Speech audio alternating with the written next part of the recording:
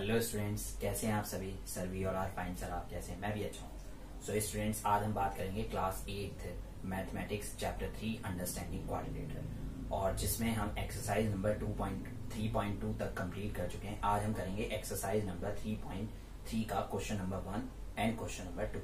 Okay, so सबसे पहले आप मेरी इससे पहले वाली वीडियो जरूर देख लें अगर आपने नहीं देखी है, क्योंकि वहां पर मैंने सिखाया हुआ है कि जो क्वाड्रिलेटरल्स हैं उसके टाइप्स क्या हैं, और साथ ही साथ हमने डिटेल में वहां पर डिस्कस किया है। ओके, सो आपको इसकी अंडरस्टैंडिंग बहुत ही अच्छे से होगी। ओके, सो देखते हैं क्वेश्चन नंबर 1 3.3। इसमें हमें गिवन आ पैरेललोग्राम ABCD। तो इस क्वेश्चन में हमें क्वेश्चन नंबर 1 में ABCD एक पैरेललोग्राम है, ये बताया हुआ है। ABCD क्या है? ये एक पैरेललोग्राम है। Complete each statement along with the definition और प्रॉपर्टी यूज्ड। हमें क्या करना है, हमें ये 4 पार्ट्स गिवन है, तो हमें इसे कंप्लीट करने हैं और विद द स्टेटमेंट के साथ डेफिनेशन और जो भी प्रॉपर्टी यहाँ पर यूज हो रही है।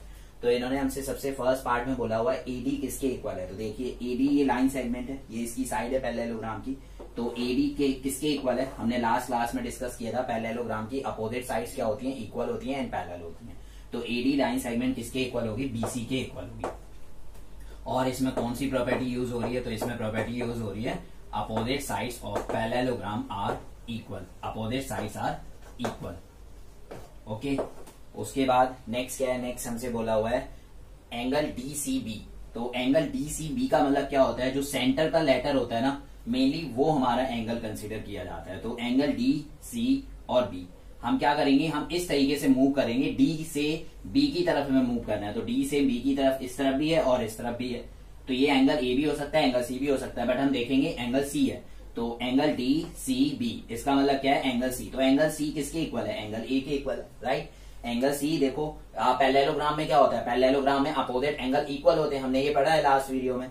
तो opposite angle of a parallelogram are equal. तो एंगल C किसके इक्वल होगा? एंगल A के इक्वल होगा। तो एंगल DAB ये क्या आ जाएगा? Angle DAB।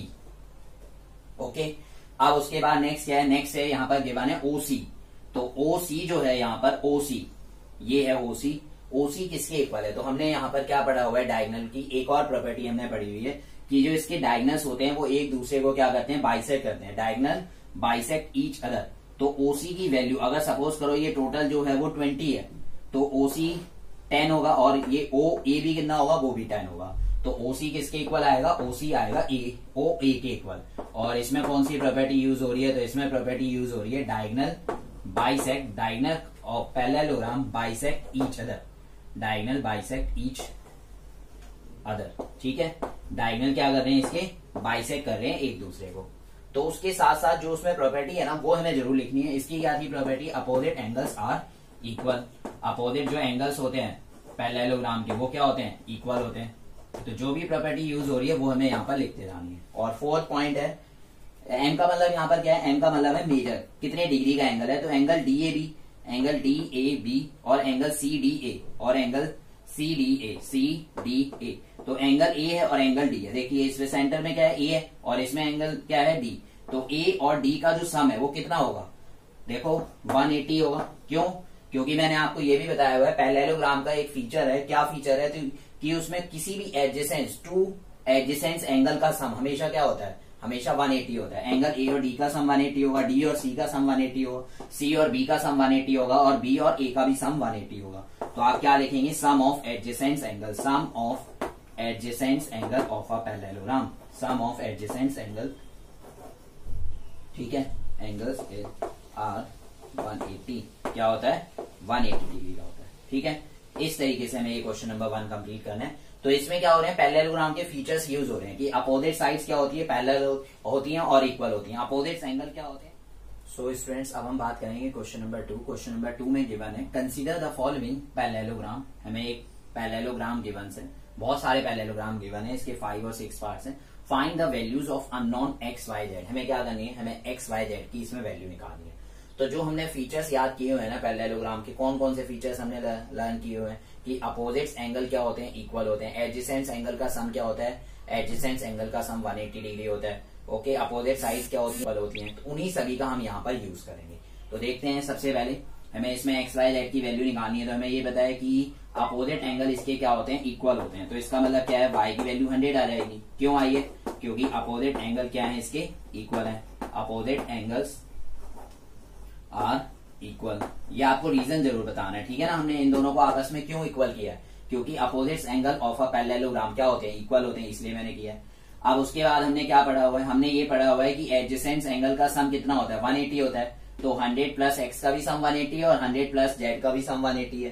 तो अब हम एडजेसेंट का यूज यहाँ पर कर रहे हैं। तो 100 प्लस एक्स इक्वल्स टू 180। ये 180 के इक्वल क्यों किया, क्योंकि sum of adjacent angle of a parallelogram, sum of adjacent angle of parallelogram. देखो हम पैरेललोग्राम को ना इस तरीके से लिखेंगे, ठीक है। शॉर्ट में पैरेलल का साइन बना देंगे और जीएम लिख देंगे। इसका मतलब क्या है, यहाँ पर पैरेललोग्राम। तो sum of adjacent angle of parallelogram है ये। तो एक्स की वैल्यू क्या आ जाएगी, 180 माइनस 100। ये 100 उधर जाएगा राइट साइड में, तो माइनस हो जाएगा, क्योंकि इसके साथ प्लस तो हो नहीं सकता, क्योंकि कांस्टेंट और वेरिएबल प्लस नहीं होते। तो एक्स की वैल्यू क्या आ जाएगी, 180 माइनस 100 इक्वल्स टू 80 डिग्री। क्या आ जाएगी, 80 डिग्री आ जाएगी। क्लियर। तो ये हमने किया, एक्स की वैल्यू हमने फाइंड आउट कर ली। अब देखो एक्स किसके इक्वल है, जेड के इक्वल है। जेड की वैल्यू किसके इक्वल है, एक्स के इक्वल है ना। तो जेड भी क्या आ जाएगा, जेड भी 80 आ जाएगा। क्यों है इक्वल, क्योंकि ये भी क्या है, अपोजिट एंगल है। Opposite angle are equal, opposite angles are equal. तो ये लो, हमने सबसे पहले क्या किया, एक बार दोबारा से सुनो। हमने सबसे पहले y की वैल्यू निकाल दी।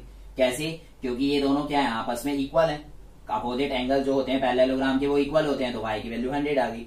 फिर उसके बाद हमने 100 और x को कंसिडर किया। इन दोनों का सम कितना होता है, टोटल 180 होता है, क्योंकि एडजेसेंट एंगल है ये दोनों। तो एडजेसेंट एंगल का सम 180 होता है। तो 100 अगर ये है तो ये 80 आ गया, और ये फिर आपस में इक्वल होते हैं, क्योंकि ये भी क्या है, ये भी अपोजिट एंगल है। तो x की वैल्यू जेड के इक्वल आ गई। क्लियर है फर्स्ट पार्ट। अब हम करते हैं सेकंड पार्ट। तो ये भी क्या है, ये भी हमारा एक पैरेललोग्राम है, जैसे कि इस क्वेश्चन में ऊपर ही बताया हुआ है कि ये जितने भी इसके पार्ट्स है ना, वो सारे के सारे क्या है, पैरेललोग्राम है। तो सबसे पहले हम बात कर लेते हैं, ये हमें 50 गिवन है, इसमें भी हमें एक्स वाई जेड की वैल्यू फाइंड आउट करनी है सेकंड पार्ट में। तो इसमें भी हम एडजेसेंट एंगल का सम का यूज कर लेते हैं। तो 50 प्लस एक्स कर लो या फिर y कर लो, कुछ भी कर सकते हो। तो 50 plus y equals to 180। Okay, ये क्या है, sum of adjacent angle, sum of adjacent angle, sum of adjacent angle. ठीक है, क्या होता है, 180 होता है ना। तो 50 प्लस y इक्वल्स टू 180। तो y की वैल्यू क्या आ जाएगी, 180 माइनस 50। तो y is equals to 130 degree. ये हमने y की वैल्यू निकाल दी। आप देखो y किसके इक्वल है, x के इक्वल है। क्या कहते हो, y x के इक्वल होगा। तो x की वैल्यू भी आ गई, x की वैल्यू क्या आ गई, 130 डिग्री। क्यों है ये इसके इक्वल, क्योंकि अपोजिट एंगल पैरेललोग्राम के क्या होते हैं, इक्वल होते हैं। सो आप यहां पर लिख दें opposite angle of parallelogram, opposite angles of parallelogram. ये क्या है, ये अपोजिट एंगल है पैरेललोग्राम के, इसलिए इसकी वैल्यू आपस में इक्वल आ गई। अब हमें जेड और निकालना है। तो ये 50 जेड के इक्वल है, नो 50 जेड के इक्वल नहीं है, क्योंकि ये क्या है, ये एक्सटीरियर एंगल है। इंटीरियर एंगल आपस में इक्वल होते हैं अपोजिट। ठीक है, तो इसका मतलब क्या है, यहां पर हम एक काम करते हैं, इसको टी कंसीडर कर लेते हैं। तो टी की वैल्यू 50 के इक्वल आ जाएगी। टी की वैल्यू क्या आ जाएगी, 50 के इक्वल आ जाएगी। Reason same, opposite angle of a parallelogram are equal. ठीक है, अपोजिट एंगल जो होते हैं पैरेललोग्राम के वो क्या होते हैं, इक्वल होते हैं। Opposite angles of parallelogram are equal. यही सेम रीजन आप इसमें भी लिख देना। अब उसके बाद टी और जेड का सम कितना होगा, टी और जेड का सम 180 होगा, क्योंकि कभी भी अगर एक स्ट्रेट लाइन होती है तो वो हमेशा कितने डिग्री का एंगल बनाती है, 180 का, है ना। लीनियर पेयर बन रहा है यहाँ पर। तो 50 और प्लस जेड कर दो इक्वल्स टू 180। तो जेड की वैल्यू क्या आ जाएगी, 180 माइनस 50। तो जेड इक्वल्स टू 130 डिग्री। तो ये क्या है, ये हमारा लीनियर पेयर। ओके, सो ये हमने y की वैल्यू निकाल ली, ये हमने x की वैल्यू निकाल ली, और ये हमारी z की वैल्यू हो गई 130 डिग्री। एक बार और समझो इसको कैसे करना है। सबसे पहले हमें क्या करना है, 50 से हमने ये y कैलकुलेट कर लिया। एडजेसेंट एंगल का सम 180 होता है, तो y की वैल्यू आ गई। जब y की वैल्यू आ गई तो अपोजिट एंगल आपस में इक्वल होते हैं, तो y को हमने x के इक्वल कर दिया, तो x की वैल्यू भी आ गई। x और y दोनों सेम है, क्योंकि अपोजिट एंगल इक्वल होते हैं। उसके बाद 50 और यहाँ पर कोई एंगल नहीं गिवन था, हमें एक्सटीरियर एंगल निकालना है, तो इसके लिए हमें क्या करना पड़ा, इसको इसके इक्वल करना पड़ा। हमने अपने आप से यहाँ पर एक टी एंगल कंसीडर कर लिया, तो टी इक्वल्स टू 50 हो गया। फिर उसके बाद हमने क्या किया, टी की वैल्यू आ गई, अब हमें जेड की निकालनी है। तो यहाँ पर ये लीनियर पेयर बन रहा है, इंटीरियर और एक्सटीरियर का सम हमेशा कितना होता है, 180 होता है। तो यहाँ से हमने जेड की वैल्यू क्या। तो स्टूडेंट्स अब हम बात करेंगे इसके थर्ड पार्ट की, और थर्ड पार्ट में क्या है, इसमें भी हमें एक्स वाई जेड की, सभी में हमें एक्स वाई जेड की वैल्यू फाइंड आउट करनी है। और लेकिन आप ये ध्यान रखना कि ये में क्या गिवन है, पैरेललोग्राम गिवन है। तो इस केस में देखिए, इस केस में क्या है, एक्स वाई और जेड, और यहाँ पर ये एक सिंबल बना हुआ है। इसका मतलब क्या होता है कि ये एंगल 90 डिग्री का है, राइट। तो इसमें हम क्या कंसीडर कर रहे हैं, सबसे पहले मैंने क्या बोल दिया, अगर ये एंगल 90 डिग्री का है तो ये भी क्या होगा, ये भी 90 डिग्री का होगा। क्यों होगा 90 डिग्री का, क्योंकि यहाँ पर ये क्या बना रहे हैं, ये हमारे वर्टिकल अपोजिट एंगल बना रहे हैं। कभी भी एक्स बनता है ना, तो एक्स का ये जो अपोजिट एंगल होते हैं, ये क्या होते हैं, आपस में इक्वल होते हैं, और इनको हम क्या कहते हैं, इनको हम कहते हैं वर्टिकल अपोजिट एंगल। क्या कहते हैं, वर्टिकल अपोजिट एंगल, ठीक है ना।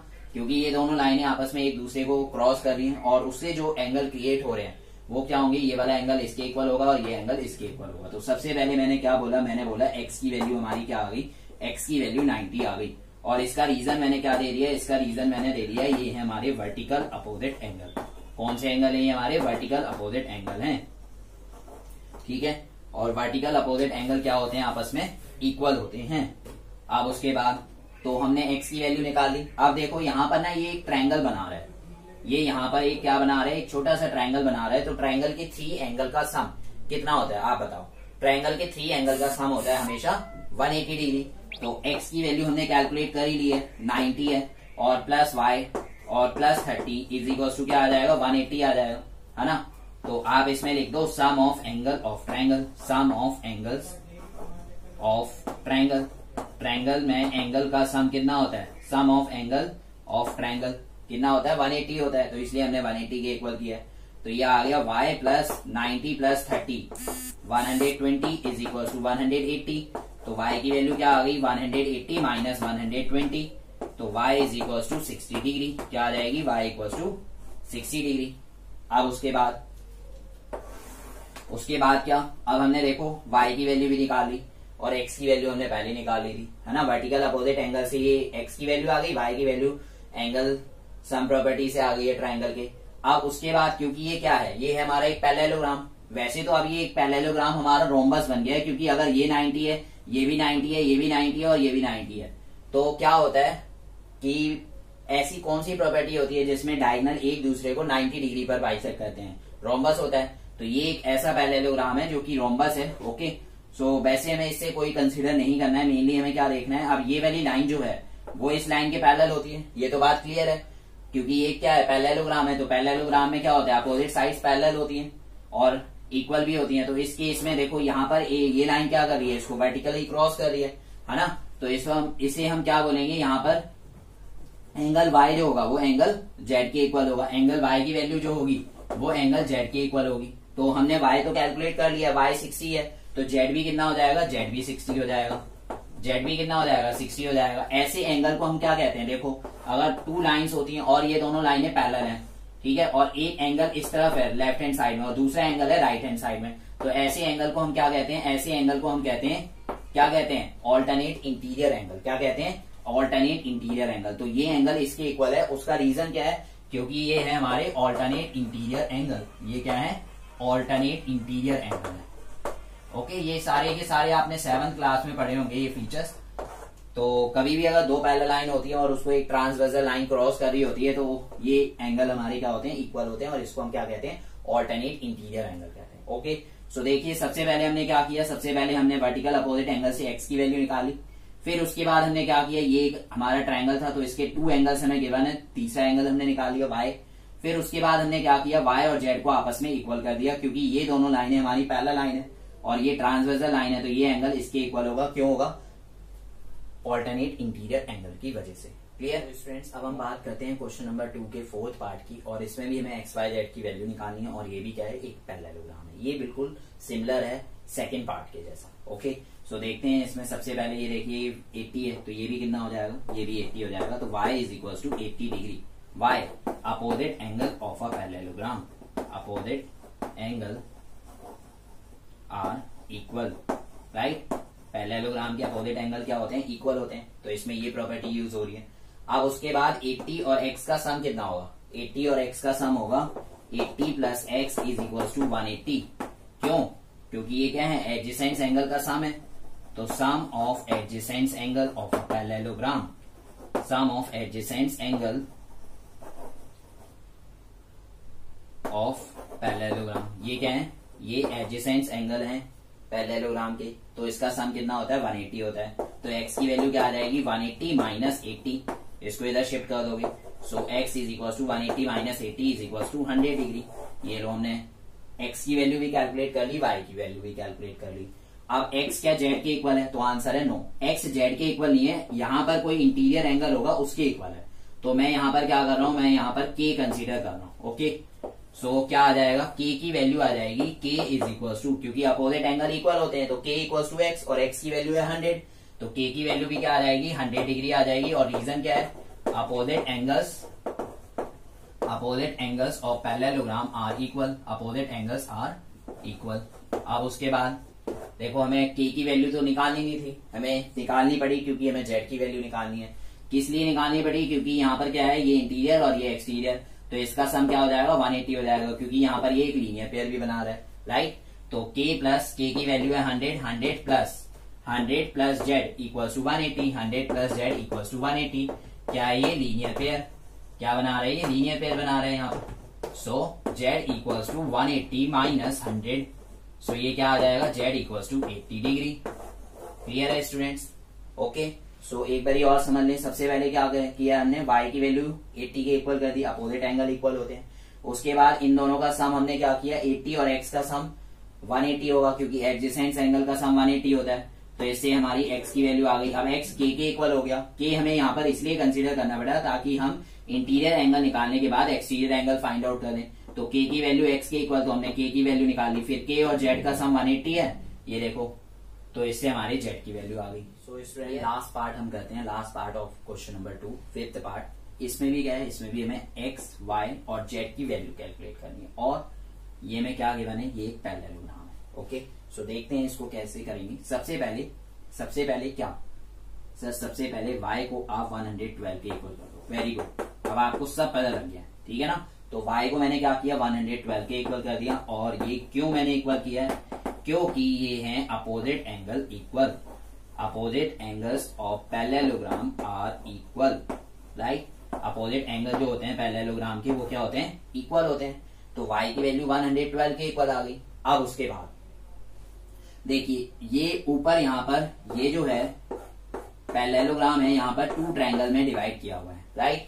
तो 40 और इसका भी हमें सम पता लग गया, तो हम x की वैल्यू फाइंड आउट कर सकते हैं। तो मैंने क्या किया, मैंने यहाँ पर 40 प्लस ये y की वैल्यू अभी हमने कैलकुलेट की है 112 आई है, plus x 40 degree plus x degree और प्लस 112 इक्वल टू 180 डिग्री। क्यों, क्योंकि sum of angle of a triangle, sum of angles of a triangle, किसी भी ट्रायंगल में एंगल का सम कितना होता है 180 डिग्री होता है। इन दोनों को प्लस किया तो ये आ गया 152 और plus x is equal to 180, so x is equal to 180 degree minus 152, right.